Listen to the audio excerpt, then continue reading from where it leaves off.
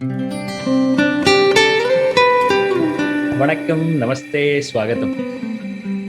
We have completed the basic introduction of family system, and now we are going to see the freedom perspective. Freedom is very important thing in everybody's life, right? Starting from our school days, we love holidays because in holiday there will not be any bell or exam or a teacher to control our freedom. We'll be free, right? And when we are in home, we want freedom from our parents to switch on the TV whenever we want, get out and play whenever we want, all those things. So freedom matters all the time. And when we get into job, we want, in our way style, any dress I want to wear, any time I want to go to office, everywhere we ask about freedom and nothing else. And let us discuss about that freedom which every individual unanimously expects from her or his life. That is, we are going to see about the freedom from four dimensions. One is basics, and then the concepts, and then issues which and all will happen in a family life with respect to freedom, and last, the action plan.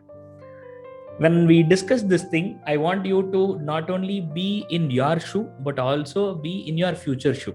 What is the future shoe?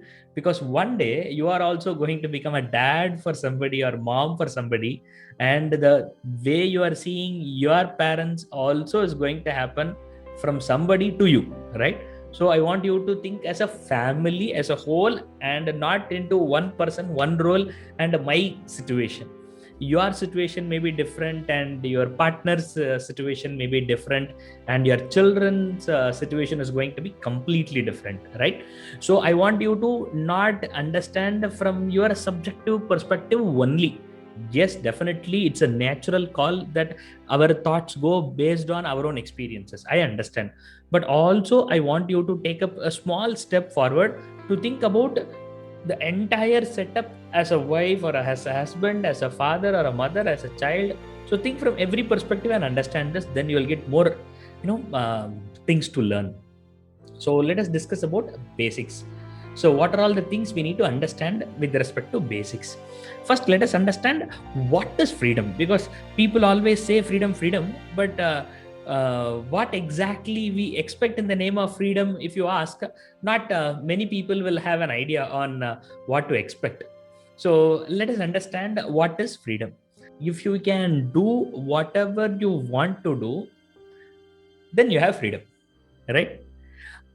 I want to do something, and if somebody stops me, then I don't have freedom. Simple.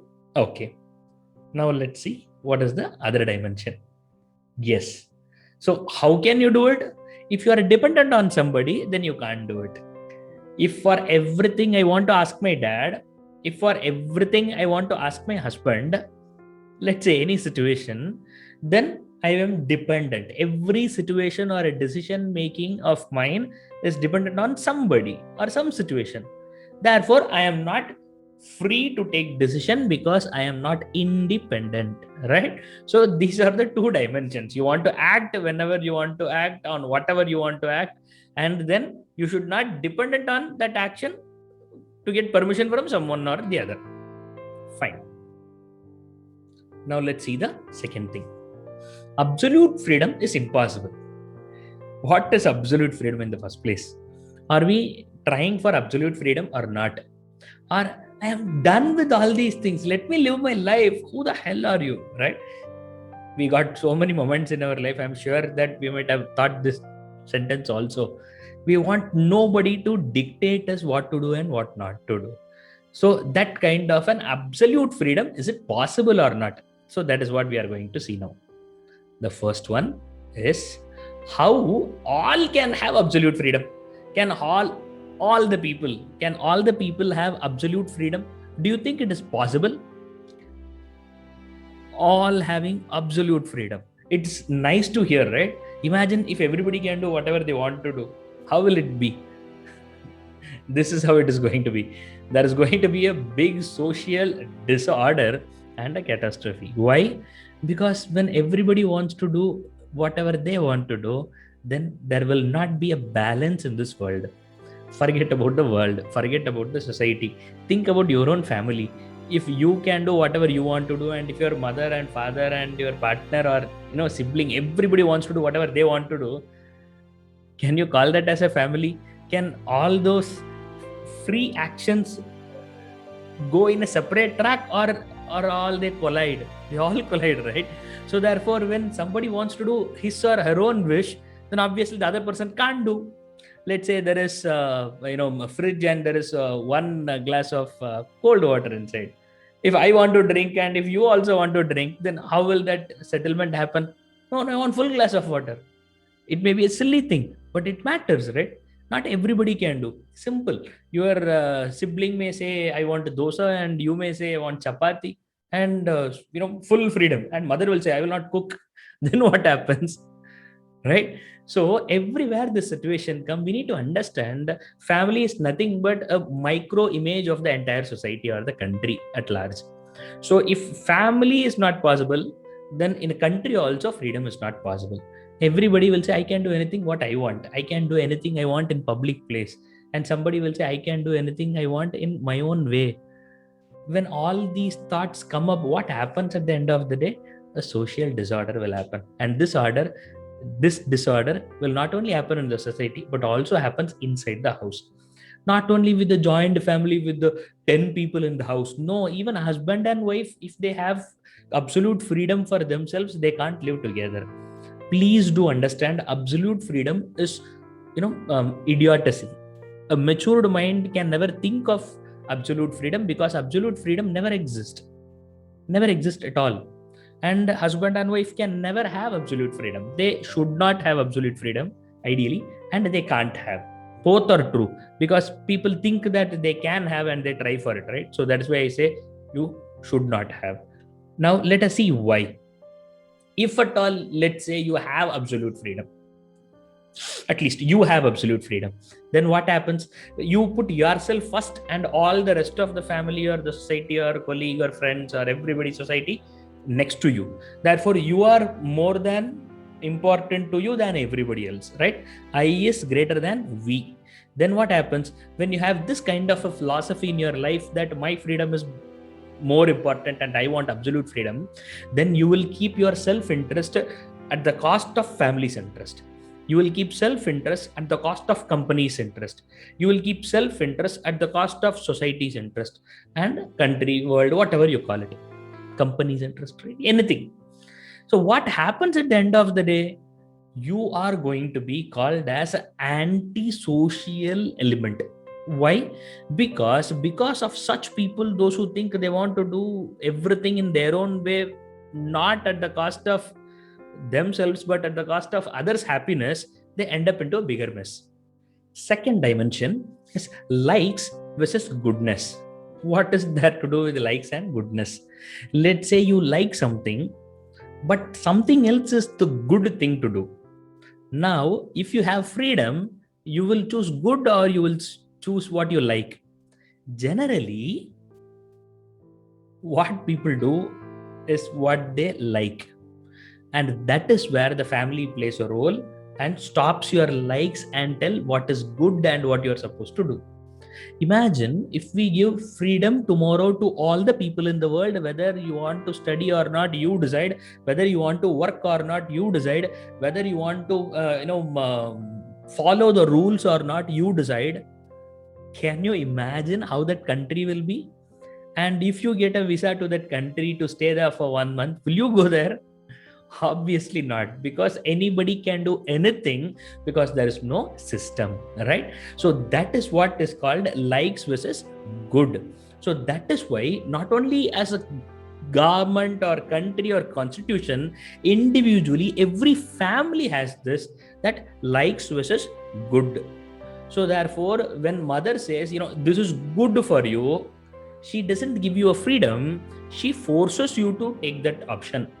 So every time, not only small things, even bigger way, when you are earning and you are taking care of yourself, and your sister is about to get married and they require 3 lakh rupees, 4 lakh rupees, which you are saving it for something else which is very much important for you, you need to sacrifice your likes for the sake of the goodness of your sister, right? For what is going to happen for her. a beautiful life ahead. So this is what is the conflict happens between likes and goodness. Let's say you have freedom. Let's say not absolute freedom, but maximum freedom possible. Then what will be the consequence? Arrogance will be the consequence. When a person normally gets so much of freedom, I'm putting all these things, keeping in the mind that the person is not as matured as APJ Abdul Kalam. Why do I say APJ Abdul Kalam? Because they understand absolute freedom or maximum freedom is never existing in the real world. But people try to achieve something, and people grab sometimes freedom from their, dependent parents, and they start deciding by themselves. In that situation, what happens is, though they think that they got freedom, but their freedom they will get at the cost of very, very beautiful things of their life. These three things they miss to have in their life because of their greed towards freedom, and they take over the freedom from their elderly, respectful, loved ones and elders, and they miss few things in their life. And the first thing is respect. They forget to respect people because they think they can do anything in their life. Think about anybody who's arrogant according to you in your own personal life, or family life, or college life, anywhere. The person who doesn't respect others, or the person who are having freedom in their own way. Am I not right? A person who doesn't have freedom, the concept of respect is completely different. The concept of respect is a delicate thing. We will in detail discuss about the respect with the respect to love in future. I'm not talking about the general respect towards people or their great celebrities, etc. That kind of respect we are not speaking, but generally giving respect to elders or respect to authorities, etc. The second thing what people miss is gratitude. When a person has gratitude towards people around, when they have gratitude towards the beautiful things happened in their life, obviously they can't be arrogant, and obviously they will realize that whatever they have is not because of what they did or they have, but because of others offering. And when they have this perspective, they don't think that they need freedom. They don't think that they are capable to get whatever they want. They understand that dependency with all the possibilities from all directions. When you understand the beauty of dependency, you will get respect and you will have gratitude. And when you don't value the dependency, you are dependent. But when you don't value the dependency, then you will think of freedom more, and then you will think of getting arrogant unknowingly. The third dimension is humbleness. A person who is very humble is a person who understands that his role in this universe is very, very dependent, very, very minimum, very, very comparably negligible. Freedom comes from the perspective of one who thinks he or she is bigger than everything. The thought of freedom, the desire to get freedom, is from a very big ego inside. And the other way around, the humbleness is something where they honestly accept that there is no possibility of freedom in this world, because there is no possibility of independency. This may sound lunatic, but think from a different perspective. I'm not talking about your permissions, and I'm not talking about your apology letters or whatever you call it in the limited situations. No, I'm not talking about that freedom. I'm talking about something which gives beauty to your life. Albert Einstein says that I have no idea why the world is worshipping me and praising me. I have not done anything in my life. The world is so vast, the knowledge is so vast, and whatever I have discovered in my limited time is like a small pebble in the vast beach, vast ocean, vast beach. And how many crores and millions and trillions of pebbles, stones will be there in the beach? He's telling whatever I have found, whatever I have discovered is just like the small pebble in the vast ocean. So I have done nothing. Who says this? Albert Einstein says this. How could he say that? Because he knew that it is not everything came from himself. So everything is interconnected. I want you to contemplate on this concept of freedom, and don't think we have completed it. We have just entered into it. We have seen the basics, first dimension and the second dimension, and now we are going to see the third dimension, and also concepts, issues, action plan. So many things are there. I want you to fully complete and then come to conclusion whether whatever I am saying is right or wrong. Okay, so the third perspective is Indian perspective towards freedom. What is Indian perspective? Let us see one by one. In Indian perspective, a growth will happen to a person only when there is a discipline tied to it. This is also accepted by all the great management gurus and business tycoons. Why? Because a growth or a success will come to a person who is disciplined, on self-controlled. And what is self-control? Self-control is nothing but controlling your desires, and controlling your desires is exactly against freedom, right? You're understanding the point, likes versus good. So if a person wants to achieve something, if a person wants to reach his destination, then definitely that person should have self-control, and control is against freedom. As simple as that. If you can't control yourself, then somebody will control. You might have heard the statement, right? That is why the very family structure in India focuses on this, called a discipline. Every family will have family rules. After 6 o'clock, you should not get up. This time you should eat. Every vegetable in the plate you should eat.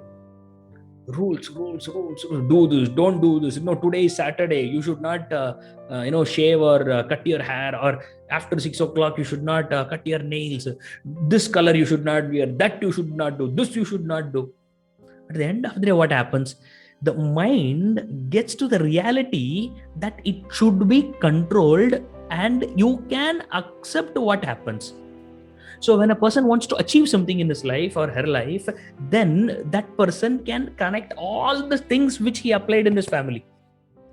So discipline is very, very important. And because of that disciplined lifestyle, growth is also going to happen for sure.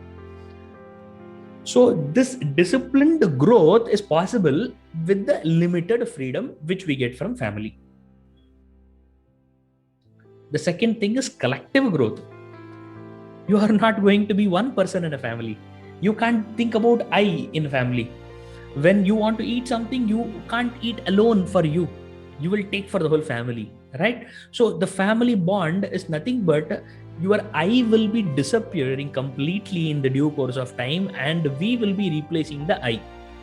Letter I, W-E-V. So the I thoughts will be replaced with we. So therefore, anything you see, family. Anything you see, for everybody.